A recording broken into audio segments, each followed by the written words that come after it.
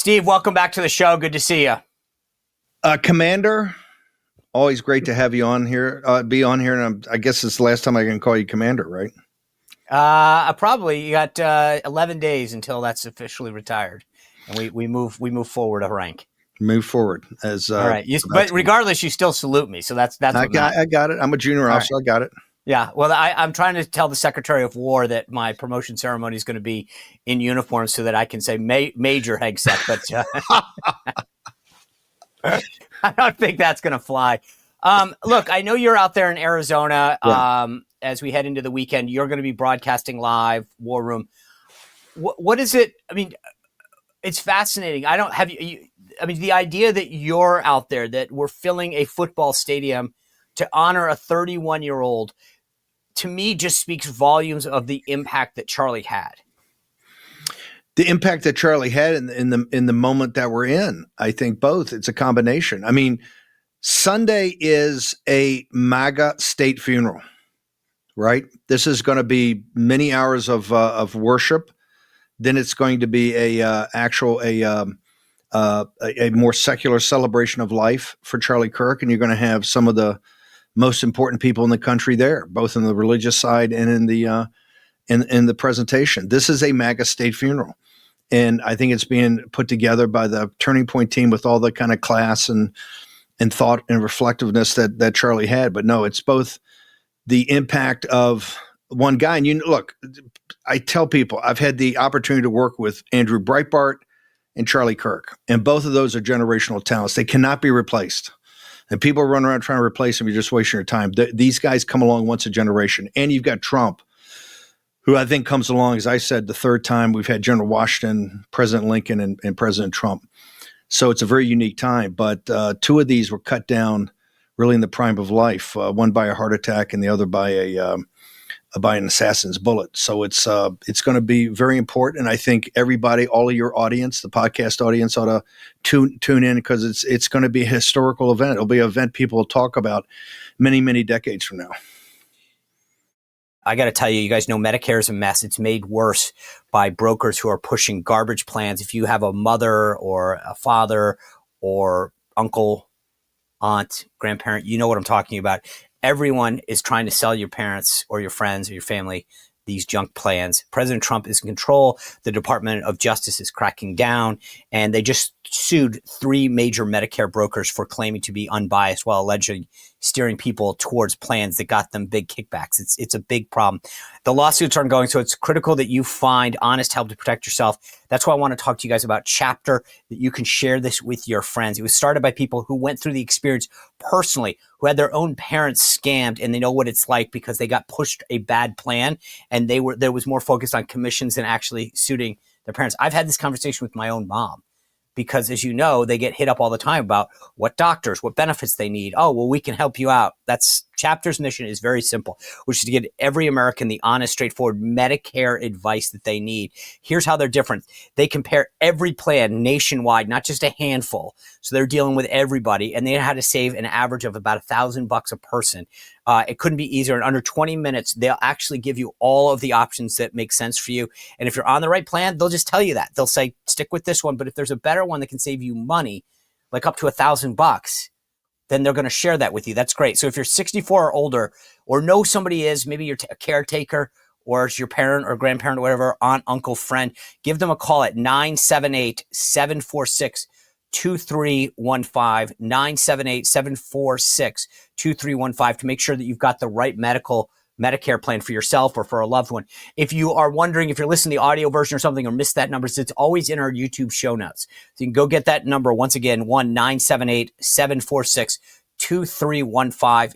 If one of the speakers called you and said, Steve, no one knows the MAGA movement better than you, what should I say? What should the message the rest of the world hears today? How would you answer that? That Charlie Kirk's work's unfinished, and we're going to finish what we started. I think that's what the whole purpose of Charlie's life was. And the last weekend of his life is, given as busy as this young guy was, and the building the app. And I don't think people really understand the scale of the apparatus of Turning Point. If you see their physical plan, what he's done in so many different areas, is amazing. And I was, in one of his original pitches when the whole turning point was to kind of take over student governments, right? What he accomplished going into the heart of one of our problems, the education system and the really neo-Marxist takeover from kindergarten all the way up to college, to go into the lion's den and to do that. But his work is not finished, and we have to finish what we started. This is not a moment of national unity.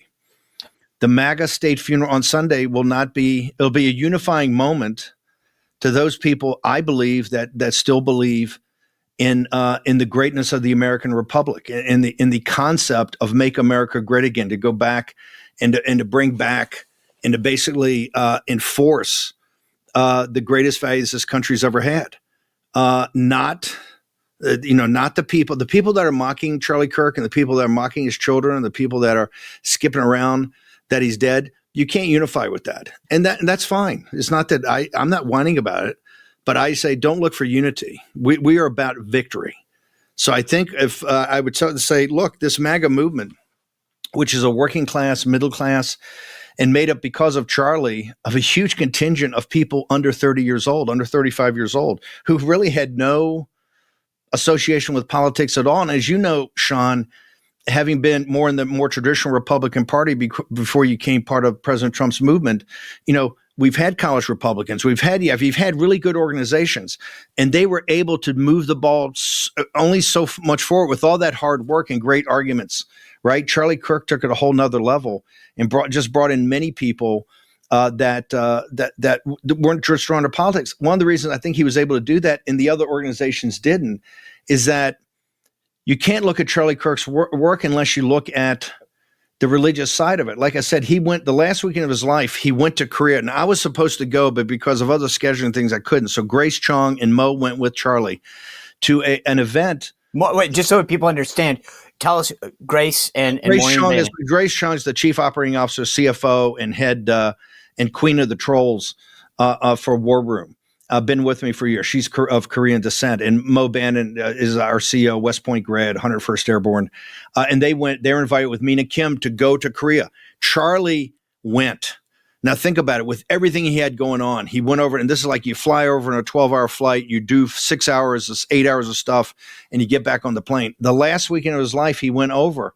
And half of it were kind of turning point rallies about getting people involved, young people involved, to understand how you had to stand up to the Chinese Communist Party that has really influenced this party that just took power on a major American ally, particularly in the Pacific, one of our key allies in the Pacific. Part of it is that. The other part was kind of an evangelical, because South Korea is one of the most Christian and most evangelical, with Southern Baptists and evangelicals. Charlie was there for the evangelical, and I tell people you cannot separate out Charlie's work. He was he's a Christian martyr, particularly if you look at the hate, and as we drill down on Antifa and about the terrorist organization and all of this underneath it, the hatred of Charlie Kirk was not simply his politics, was not just his Republican politics and limited government and everything he stood for in the MAGA movement. A big part of it was how his spirituality and his Christianity imbued his work.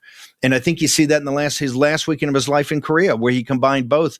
And then you had so beautifully these Korean young people going through the streets of Seoul and other cities in South Korea chanting, "I am Charlie Kirk," after he died on Thursday and Friday. So it's extraordinary. And I would tell somebody, look, our work is far from finished. Charlie Kirk's work's far from finished. That's why they assassinated him. They think by taking out people, they try to assassinate Trump. They think by assassinating people, they can take the most important people in our movement and eliminate them, and it'll just die. To honor Charlie is to honor his work. To honor his work is to get off your ass and get to work every day. We have to finish what we started. And that, to me, would be the greatest way to honor Charlie Kirk. So reconcile this for me. The left and their media buddies want to talk about taking the temperature down and unity. You just referenced that. Charlie Kirk stood in quads because he wasn't allowed inside the buildings to have a dialogue. And you're right. He talked about his faith all the time. And you read, whether it's the New Testament, the Old Testament, talking about turning the other cheek, what Christ would ask us to do. So reconcile what Charlie did, and everyone says he stood for, his Christian faith, and then explaining to people why you don't want unity. And I get the there's a difference. If you're throwing a rock or you're saying that you celebrate Charlie Kirk's death, I agree with you. I don't want, not only do I not want, it is impossible to have unity with someone like that. But for all of the folks in the media who go, this is a moment to take the temperature down. Take the temperature down, because now they understand we're very focused on total vigor. Hang on for a second. Charlie Kirk would go in, and these campuses, Sean, he would go into these campuses, these hotbeds of radical with the professors and the radical students. And what you saw there was lived Christianity. Charlie would get the microphone and it would be debate. He'd want you to come. In fact, if you disagreed with him, he had the turning point. People say, get those folks up closer into the front of the line. I want to give them more time, right? I want to change some minds. How was Charlie trying to change minds? It's kind of like Bill Buckley, through debate, through argument, through the marshaling of facts, but always as a happy warrior. You can watch hours and hours of tape with people confronting him, calling him every name of the book, and Charlie was still trying to engage him with this kind of humility and patience. Okay, that's the best of the best, right? And that they assassinated. Okay, so it's time in the left, in the media. Oh, let's take the temperature now because they got caught out. Right. First, it was, this is groypers or this is MAGA, all lies, all misrepresentations. So no. We're not taking any temperatures down. We're not going to unify. We're not having a group hug. We're not going to have a kumbaya moment. You notice we haven't burned any buildings, haven't had any protests. Nobody's been killed. We do not resort to violence because we don't need to resort to violence. We essentially have the levers of power now in our government, right, in our governmental structure. And we know, combined with the MAGA, the Make America Healthy Again, and what Turning Point did, and where demographics and the shift in the country is going, we know we're going to have an electoral college advantage. And now I think we're going to pick up, 17 seats when you add Texas to on a gross amount without netting out California and others of congressional districts. No, our moment is now, and that's why we have to drive it forward. And so, no, we're not taking any temperature down. Now, we're not going to resort to violence like the left does. Look, they just murdered these transgender, and this is the paramilitary aspect of the Antifa movement and the radical movement is the transgender. And let me be blunt about that. If you really look at it, I think the big portion of that, including the men and women's sports, all that, and a lot of this violence are just cunning, manipulative men, right, who are part of this movement and now form militia groups that are being radicalized, and they have to be shut down. I think, and I've advocated to the president, besides the designating of Antifa, because that gives you the entry point to go and look at all the foundations and the funding and all of it, is he should declare martial law in Portland, Oregon, and at least in 8-block area, and arrest all the Antifa there. Just round them up and deal with them. So no, I realize I am to the more action-oriented, hardcore side of this. But you know me, Sean, I drive a stake in the ground, and eventually people come our way because people see, they try to do every other thing. They try to compromise. They try to work. Look at the Republicans. Have the Republican Party and good people, men and women of goodwill, not try to work with the left, not try to work with the media? You saw it up close and personal. They're not ever prepared to give you a shot, right? Ever. So you can continue to do that. But I think Obama's right. We are in an inflection point in the country, and one side is going to win and one side is going to lose. There's nothing to compromise about. If you look at their core values of what they believe and the core values of what we believe, they're just too separated. And we're never going to allow this country to be physically broken up. MTG and other people that have advocated that, or people on the right, it's just not going to happen. Too much patriot blood has been shed in this nation to make sure this nation is united on the vision of the revolutionary generation of the people who founded this country. So we owe it to them to keep this country together, and we can do it if we just finish the work that is before us. If we finish Charlie Kirk's work, we will, using democracy, their favorite term, right? We will have victory after victory after victory, and really put in a permanent majority of MAGA in this country politically. You name-checked President Obama. He also said cancel culture is back. He's accusing us of cancel culture now because we're calling out people. How would you respond to that? I don't know. They didn't happen to. I was War Room is as big as it is, and I'm still banned on YouTube and Facebook and Twitter and I think Instagram, on every platform. We were banned first for the pandemic, of which we were the first show to ever go the pandemic. I talked about gain of function after I think the third day after we changed the name of the show to War and Pandemic, and then for the election fraud, and all of it. So we're banned on every platform. I don't remember anybody standing up for anybody in MAGA that was canceled, debanked, etc. So no. I strongly believe in getting rid of the Jimmy Kimmels. And let's be blunt. The Jimmy Kimmel situation was a situation of the affiliates that have to do the local commercials and live off the tire ads and getting the Orkin guys to your house and all of that. They called up ABC Disney and said, hey, we got news for you. You can put Jimmy Kimmel up as much as you want, but he ain't going to come on our channels. And so it was an economic move. And I fully support that. I think we got to do more, a lot more. I think we have to hit a blowtorch to the left and just purge all this virulent, dangerous, violent anti-Americanism. And so I'm a huge supporter of continue on. And look, of course, my strategy, I keep saying, a maximalist strategy, right, with seizing the institutions, including the media institutions, and do it with a sense of urgency that you're burning daylight. And we only have so much time to kind of finish what we started. So no, Obama and those guys can all whine about cancel culture. They weren't whining when they were in charge and dropping the hammer on all of us.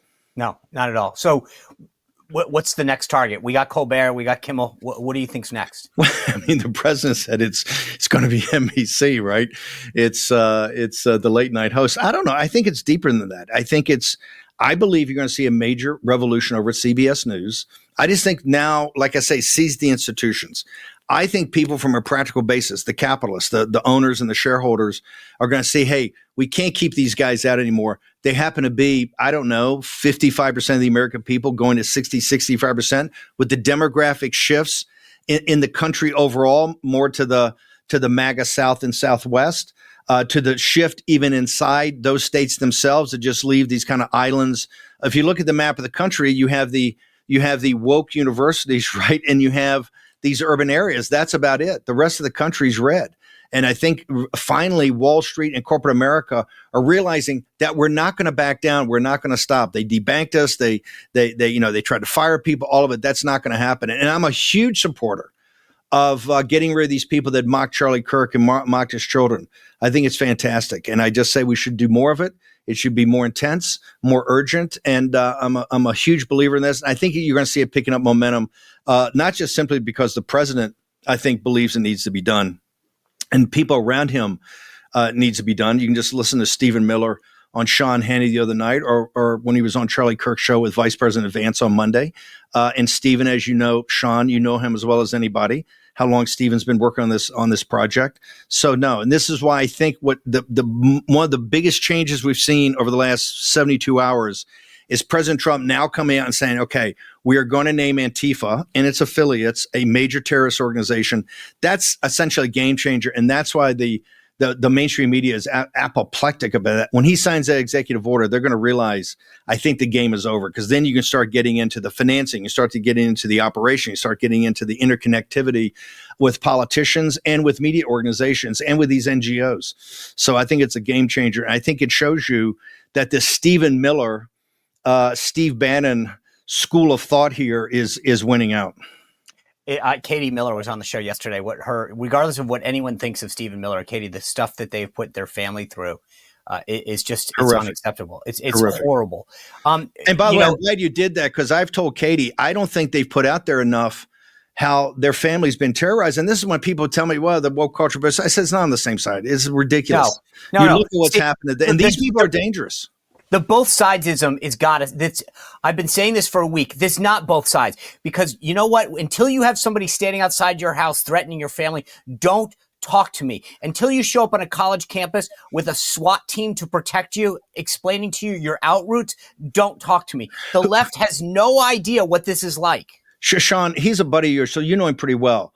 Greg Gutfeld, because he and Andrew Breitbart, they're some of the most strongest guys about First Amendment free speech. When they hit his tripwire the other day on the show, I thought he'd give the most magnificent 3 or 4 minutes. It was just pure, I've had it. We're not doing this anymore. We're not going to do both sidesism. And it was magnificent. I recommend everybody watch that, because you got to go pretty far in the woods to hit Gutfeld's tripwire when it comes to free speech.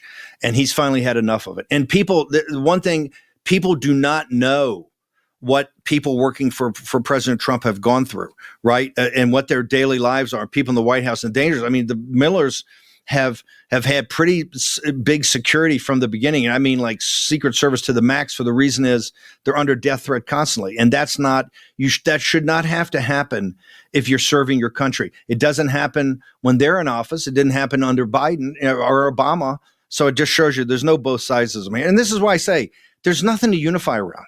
This is about victory. One side's going to win and one side's going to lose. And we're going to win. And the reason we're going to win, they eventually come to the conclusion we're never going to quit. Right? If we do not quit, we will win. Right? It's kind of like the Revolutionary War. If you don't quit, and they know you're not going to quit, eventually they'll say, "Okay, make sure we give up. Like we'll go to the Cotswolds." Right? So we don't want to live this life anymore, and that's how intense I think we have to be.